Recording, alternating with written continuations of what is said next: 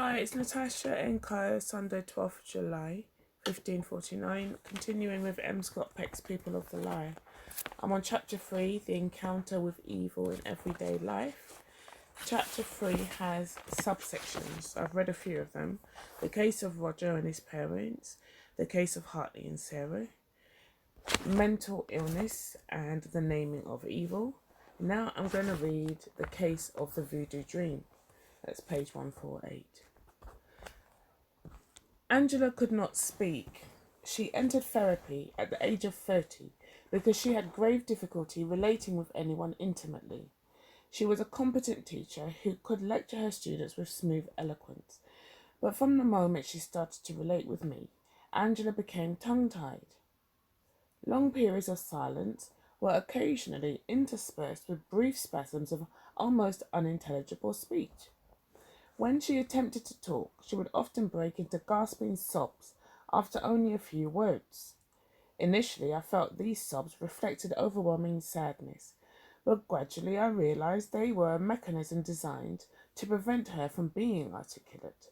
They reminded me of a child, tearfully trying to protest against unfair treatment by its parents, only to be ordered not to talk back. Angela acknowledged she had similar difficulty speaking in all her intimate relationships, but the problem was clearly at its worst with me. It was also clear I represented an authority figure, a parental figure for her. Angela's father had deserted the family when she was 5. She could only remember being raised by her mother. Her mother was an odd woman. When Angela, who was Italian, was a dark-haired little girl of 11, her mother made her dye her hair blonde. Angela had not wanted her hair dyed. She liked her hair black. She liked her black hair. But for some reason her mother wanted to have a blonde child, so a blonde child she had. The incident was typical. Her mother seemed to have little capacity or desire to recognize Angela as a separate human being in her own right. Angela had, for instance, no privacy. Although she had her own room, her mother strictly forbade her to close her door. Angela never understood the reason for this prohibition, but it was useless to argue against it. Once, at the age of 14, she tried. Her mother went into depression that lasted over a month, during which time Angela had to do all the cooking and take care of her baby brother. The first term we developed for Angela's mother was intrusive. She was unredeemably intrusive. She had no hesitation about intruding on Angela's personal privacy and would tolerate no interference with her intrusiveness. In the second year of Angela's therapy, we were able to relate her difficulty in talking to her mother's intrusiveness. Angela's silence was a moat that her mother could not cross. No matter how much her mother desired to intrude on Angela's thoughts as well as her person, Angela could preserve the privacy of her mind through silence. Whenever her mother attempted to invade this privacy, Angela became tongue-tied. We also discovered that this moat of silence not only served to keep her mother out, but also to keep Angela's anger in. Angela had learned it was folly ever to attempt to contradict her mother. The punishment for this crime was devastating.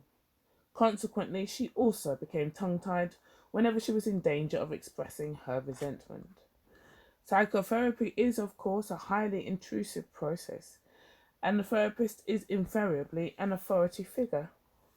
Given the facts that I was in a parental role to her, and that I desired to penetrate into the innermost recesses of her mind, it is no wonder that Angela dramatically reactivated with me the moat of silence that she had dug during her childhood.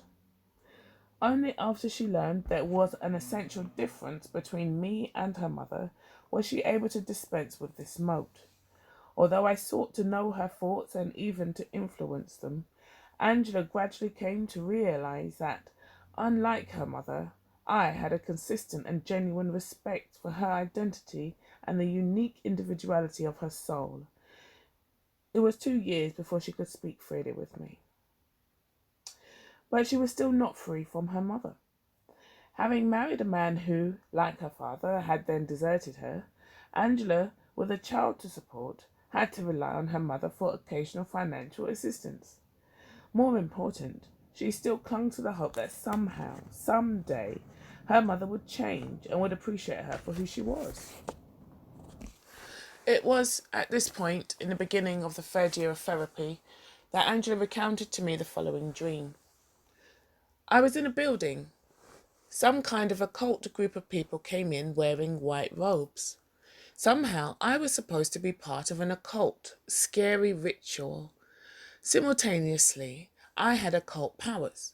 I could take myself up to the ceiling and float, but I was also part of the ritual.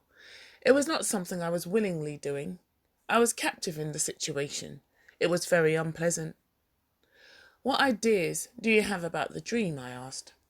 Oh, I know perfectly well where it came from, Angela responded. Last week at a party there was a couple who had been to Haiti. They were describing their visit to a voodoo place. It was a clearing in the woods. There were stones with blood stains on them, and there were chicken feathers all around. I felt horrified listening to them talk about the scene. I'm sure that's why I had the dream. It was sort of like a voodoo ritual, and it was like I was going to be forced to kill something. Yet somehow I was also going to be the victim. Oh, it was ugly. I don't want to talk about it anymore. What else do you think the dreams related to? I inquired. Angela seemed annoyed. Nothing. The only reason I had it was because I heard those people talking of voodoo. But that alone doesn't explain the dream, I insisted. Out of all your experiences the past couple of weeks, you chose that one to dream about. There must be some reason for your choice. There must be some particular reason that voodoo rituals are of concern to you. Voodoo rituals don't interest me at all, Angela declared. I don't even like to think about the dream. It was gory, ugly. What is it about the dream that disturbs you the most? I asked. There was something evil, though. That's why I don't want to talk about it. Perhaps there's something evil going on in your life at the present time, I commented. No, Angela protested. It's just that stupid dream, and I wish we could get off the subject. Do you think there's anything evil about your mother? I wondered. Sick, not evil, Angela replied. What's the difference? Angela did not answer this question directly. Actually, I am angry at my mother, she said instead, for the 10 millionth time. Oh, tell me about it. Well, my car died on me last month. I was able to borrow enough from the bank to make a down payment on my new one, but I don't have enough money to make the interest payments. So I called up my mother and asked if she could make me a $1,000 interest-free loan. She was really nice about it at the time. Of course, she said, but then the money didn't come. So after a couple of weeks, I called her again. She gave me some story about how she couldn't give it to me for another 2 weeks or she would lose bank interest. I really didn't understand what the problem was, and I began to realise she probably didn't want to lend me the money, although she wasn't going to say so. Then last week I got a phone call from my brother. We've talked about how she always uses him to give me messages she doesn't want to give me herself.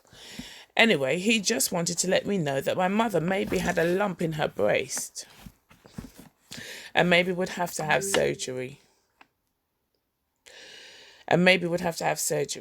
He said mother was worried she wouldn't have enough money to take care of her medical bills in her old age. By this time, the picture was becoming clear. Finally, 3 days ago, I received a formal promissory note from my mother for me to sign for the loan. I know she didn't expect me to sign it. A year or so ago I wouldn't have, but fuck her. I need the money and I have no other way to get it, so I signed it. But I still feel guilty. You say a year ago you wouldn't have signed it, I asked. I would have felt too guilty. But all the talking I've done about my mother in therapy has made me realise this is just a typical game she plays. She's always about to go into the hospital. She's always about to have surgery. She always offers me something with the right hand and pulls it away with the left. How many times would you say your mother's played this sort of game with you? I don't know, hundreds, maybe even thousands. It's really a kind of ritual then, isn't it? It sure is. So you've been engaged in an evil ritual lately, haven't you? I commented. Angela looked at me with dawning recognition. You think that's what the dream's all about? I think so, I replied. Even though you've been through this sort of ritual hundreds of times, even though you know she wants you to feel guilty, she still manages to succeed, doesn't she? You still feel guilty.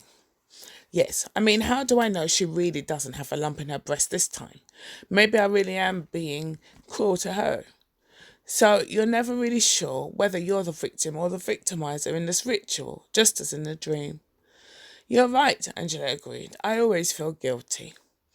The key element in the dream seems to be the evil nature of the ritual, I commented. What do you think it is about this ritual interaction you have with your mother that makes it evil? Angela looked pained. I don't know.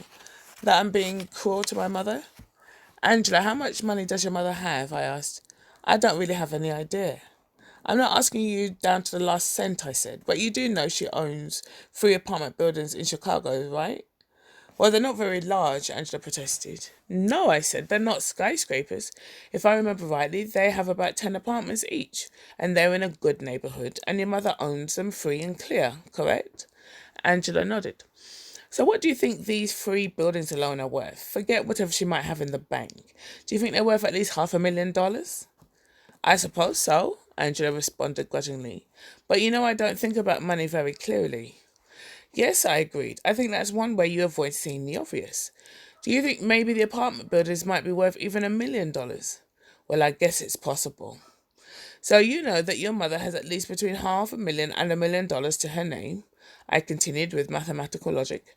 Yet your mother acts as if it were a great burden to loan you $1,000 so that you and her grandchild can have a car to get around in. She's really quite a wealthy woman, but she talks poverty. And when she talks poverty, she's talking a lie, isn't she? Yes, I guess that's why I get so angry at her, Angela acknowledged. Angela, wherever there is evil, there's a lie around, I remarked. Evil always has something to do with lies. What makes this ritual interaction between you and your mother evil is that it's based on a lie. Not your lie, your mother's lie. But my mother's not evil, Angela exclaimed. Why do you say that? Because she just isn't. That's why I mean, she's my mother. I know she's sick, but she can't be evil. We had returned to the issue. What's the difference between sick and evil, I asked. I'm not sure, Angela answered, looking not the least bit happy. I'm not sure either, Angela, I said. In fact, I think that evil probably is a kind of sickness, but it's a particular kind of sickness, and calling it a sickness doesn't make it not evil.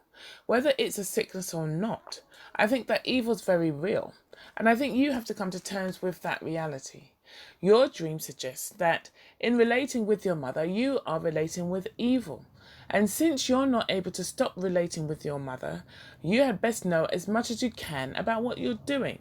I think that together, you and I must squarely face the issue of whether or not your mother is evil, and just what that means, what it has meant for you in the past, and what it will mean for you in the future.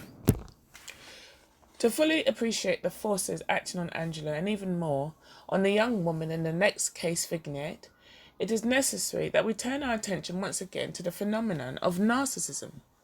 We, all of us, tend to be more or less self-centered in our dealings with others. We usually view any given situation first and foremost from the standpoint of how it affects us personally, and only as an afterthought do we bother to consider how the same situation might affect someone else involved. Nonetheless, particularly if we care for the other person, we usually can and eventually do think about his or her viewpoint, which may well be different from ours. Not so those who are evil. Theirs is a brand of narcissism so total that they seem to lack, in whole or in part, this capacity for empathy. Angela's mother apparently did not stop to think that Angela might not want her hair dyed blonde, any more than Bobby's parents stopped to think how he would feel being given his brother's suicide weapon for Christmas. Any more than Hitler, one would suppose, stopped to think about how the Jews felt as they were being pushed into the gas chambers. We can see then that their narcissism makes the evil dangerous, not only because it motivates them to scapegoat others, but also because it deprives them of the restraint that results from empathy and respect for others. In addition to the fact that the evil need victims to sacrifice to their narcissism permits them to ignore the humanity of their victims as well, as it gives them the motive for murder, so it also renders them insensitive to the act of killing. The blindness of the narcissist to others can extend even beyond the lack of empathy. Narcissists may not see others at all. Each of us is unique, except in the mystical frame of reference we are all separate entities. Our uniqueness makes of each of us an I entity, provides each of us with a separate identity. There are boundaries to the individual soul, and in our dealings with each other, we generally respect those boundaries.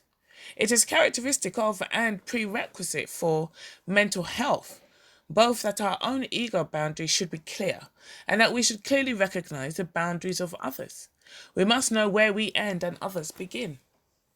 Angela's mother obviously lacked this knowledge. When she dyed Angela's hair, she was behaving as if Angela did not even exist. Angela, as a distinct, unique individual with a will and tastes of her own, had not reality for her mother. She did not see Angela as Angela. She did not accept the validity of Angela's boundaries. Indeed, the very existence of these boundaries was anathema to her, as was symbolized by her refusal to allow Angela to close her bedroom door. She would have engulfed the entirety of Angela's self into her narcissistic ego had Angela not been able to retreat behind a motto of silence. Growing up, Angela was able to develop and preserve her ego boundaries only through this defense against her mother's narcissistic and assaultive intrusiveness. In a sense, she was able to preserve her boundaries only by making them excessive, but then had to pay the price of isolation from others as a result. Another form of devastation that narcissistic intrusiveness can create in the symbiotic relationship, symbiosis, as we use the term in psychiatry, is not a mutually beneficial state of interdependency. Instead, it refers to a mutually parasitic and destructive coupling. In the symbiotic relationship, neither partner will separate from the other, even though it would obviously be beneficial to each if they could. Hartley and Sarah clearly had such a relationship. Hartley, the weak one, could not have survived in his infantile state without Sarah to make his every decision for him. But Sarah also could not have survived psychologically without Hartley's weakness to feed her narcissistic need for domination and superiority. They functioned not as two separate individuals, but as a single unit. Sarah had engulfed Hartley by mutual consent to the point where he had no will or identity of his own, except that small little bit remaining largely that was reflected in his feeble suicide attempts. He had largely forsaken his ego boundaries, and she had incorporated them into her own. Since Hartley and Sarah, two middle-aged adults, had succeeded in affecting the symbiotic relationship, it is hardly surprising that certain evil and narcissistic parents can succeed in cultivating such a relationship with a child destined to come under their domination. The case vignette that follows describes the lengthy healing and hence the weaning away of one such child from a symbiotic relationship with her mother. Oh, I'm glad it was a short one. My whole body is trembling throughout on the inside. I'm wild with it. I can barely keep still. That was so hard to read in a completely different way to the chapter about the boy Roger. That was emotionally taxing. This one, just my whole body is out of control. The next book I think I have to read is The Body Keeps the Score, because I know that's what's happening now. I don't have memories before, the age of 8, and even then, I'm in a daze from some of my childhood. But my body knows exactly what I go on. It remembers perfectly well. And that was so rough. So I'm going to go and think about that and reflect on it and see if I have a ramble in to record on that. Thank you for listening.